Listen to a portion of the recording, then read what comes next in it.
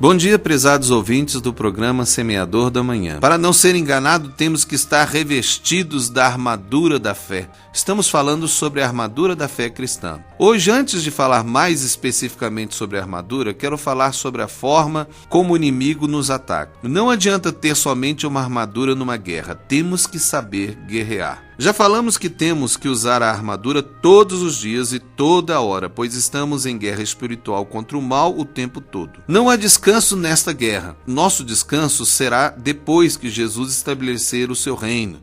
Haverá então o descanso, o que não significa que estaremos dormindo para sempre. Simplesmente estaremos sem guerra, sem inimigo.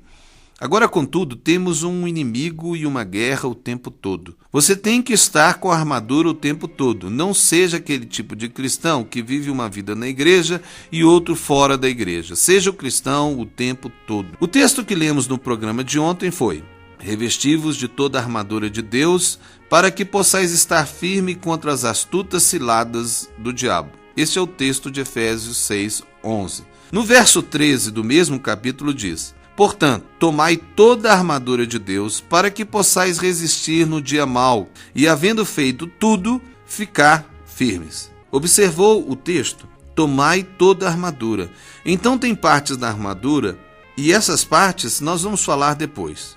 Agora vamos falar sobre para que possais resistir. Então temos que resistir.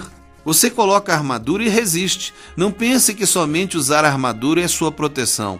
A armadura sem resistir não adiantará muito. É como um soldado que entra numa guerra e fica parado. A armadura não vai ajudar. Você tem que resistir o inimigo. A luta é sua. Deus vai fazer sua armadura resistir às armas do inimigo. Vai te dar habilidade para lutar. Vai até impedir que o inimigo de conseguir te vencer, pois você luta sob a proteção de Deus. Mas você é que resiste. A Bíblia diz: resisti ao diabo e ele fugirá de vós. Mas não é somente resistir, conforme Tiago 4:11, que diz: sujeitai-vos, pois a Deus, resisti ao diabo e ele fugirá de vós. Não há como resistir o diabo sem se sujeitar a Deus. Não há força em você para resistir o diabo e o reino das trevas, o pecado e o mal. Você tem que estar submetido a Deus.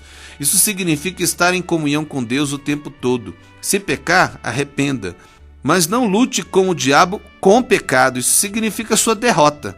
Ele vai tentar fazer você pecar para poder te atingir. Se pecar, arrependa logo. Não deixe para depois. Se estiver em pecado agora, arrependa agora. Nós até pecamos, mas não devemos pecar. Se pecarmos, temos um advogado diante de Deus. E a Bíblia diz que, se confessarmos os nossos pecados, Ele, Deus, é fiel e justo para nos perdoar os pecados e nos purificar de toda injustiça. Eu me lembro uma vez de um possesso que se manifestou numa igreja que eu era pastor. E quando estávamos expulsando aquela legião de demônios daquela moça, que hoje, graças a Deus, está livre e até se tornou esposa de um pastor, um jovem da minha igreja entrou no quarto que estávamos orando. E o demônio acusou o jovem de um pecado. O jovem saiu triste, chorando, e fui atrás dele. Perguntei se era verdade e ele disse que sim. Então pedi para ele arrepender, e ele fez rapidamente. Então convidei o jovem para entrar de novo. E ele entrou e o demônio não falou mais nada. Por quê? Porque o sangue de Jesus nos purifica de todo pecado. E quem é o diabo para nos acusar de um pecado que Jesus nos purificou, nos perdoou? Irmão e amigo, o diabo sempre vai agir de alguma maneira como ele fez no início, quando o pecado entrou no mundo. Diz a Bíblia que ele veio à mulher com uma dúvida. Foi assim que Deus disse? É sempre assim que o diabo começa. Veja em Gênesis capítulo 3. Ele lança uma dúvida do que Deus disse. Ele diz: será que Deus existe? Será que Jesus é realmente o Salvador? Será que a Bíblia diz a verdade? Será que ir na igreja é mesmo melhor? Será que estou certo? Será? Assim começa a tentação, a investida do diabo, uma dúvida. Depois, se a pessoa entra no raciocínio do diabo, pois a pessoa pode estar resistindo o diabo, ele vai fugir mesmo. Lembre, o diabo não fica ao nosso redor. Quem fica ao nosso redor é o anjo do Senhor. E estou falando isso de cristãos. Como diz Salmos 34:7. O anjo do Senhor acampa-se ao redor dos que o temem e os livra. Mas o diabo está ao nosso derredor, procurando uma oportunidade, como diz em 1 Pedro 5,8, que diz: sede sóbrio, vigiai, porque o diabo, vosso adversário, anda em derredor, bramando como leão, buscando a quem possa tragar.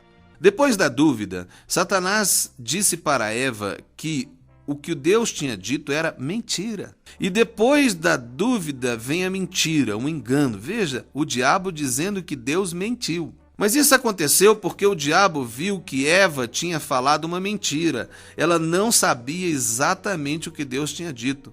Deus não falou que não podia tocar no fruto. Deus tinha dito que não podia comer.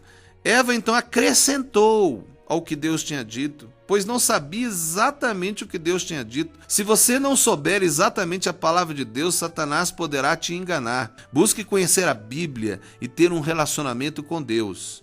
Quando a mulher aceitou a mentira, ela ficou enganada, e a natureza do engano é estar enganado. As pessoas pensam que estão certas, mas estão enganadas. Isso é engano. Foi o caso de Eva, que depois que aceitou o engano, comeu o que não devia ter comido. Ou melhor, pecou. O pecado foi desobedecer a Deus, mas desobedeceu a Deus depois que duvidou de Deus. O pecado somente se torna real na vida de um cristão quando ele duvida do que Deus disse. Assim é o ataque do diabo. Primeiro a dúvida, em segundo o engano, e por fim vem a atitude pecaminosa. Na dúvida temos aquilo que é chamado de tentação. Ainda não é pecado, mas é a luta na mente entre o diabo e a palavra que Deus colocou na sua mente. Mas você que tem que resistir. Aqui está a resistência, é rejeitar a dúvida com a palavra de Deus. A palavra de Deus que foi usada por Jesus no episódio dos evangelhos quando foi tentado pelo diabo no deserto. A arma que Jesus usou foi a palavra de Deus. Mas usar a palavra de Deus, você tem que conhecer a palavra de Deus. Use então a armadura. Mas resista, lute contra o diabo, não tenha medo do diabo. Essa é a última afirmação que gostaria de deixar nesse programa com vocês. Não tenha medo do diabo, ele não é Deus, não tem poder para enfrentar Deus.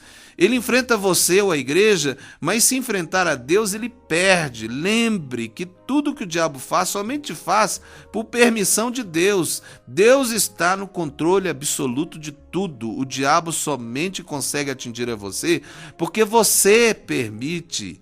E permite quando peca. É o pecado que permite o diabo e os demônios agirem. Ele tenta amedrontar as pessoas, pois no medo não existe amor.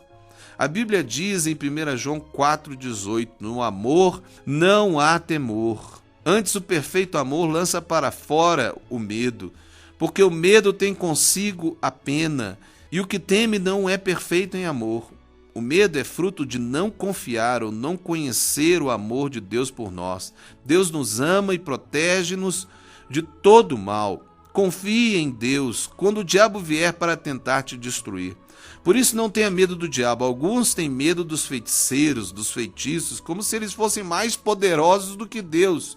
Não há feiticeiro, demônio, o próprio Satanás, aquele que é chamado de Lúcifer, que pode enfrentar um cristão que está com a armadura da fé. Ou melhor, um cristão que tem fé em Deus, que está vivendo sem pecado.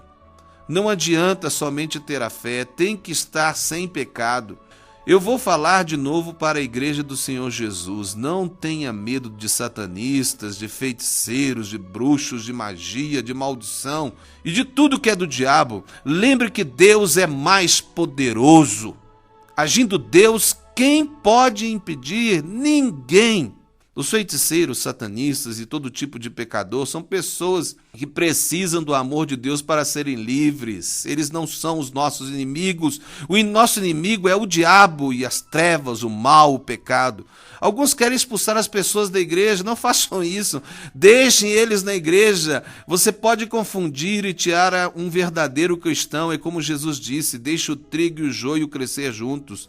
No dia da colheita é o Senhor que vai separar. E com certeza, se a igreja estiver vivendo em santidade, estes não vão resistir, vão acabar convertendo. A igreja deve ser uma igreja de porta aberta para todos e não significa aceitar o pecado ou não pregar contra o pecado.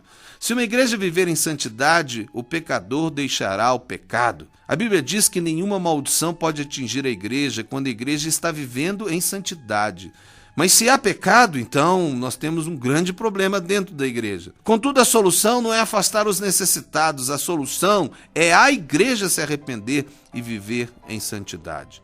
Use a sua armadura da fé e lute pelos pecadores que estão escravizados pelo diabo.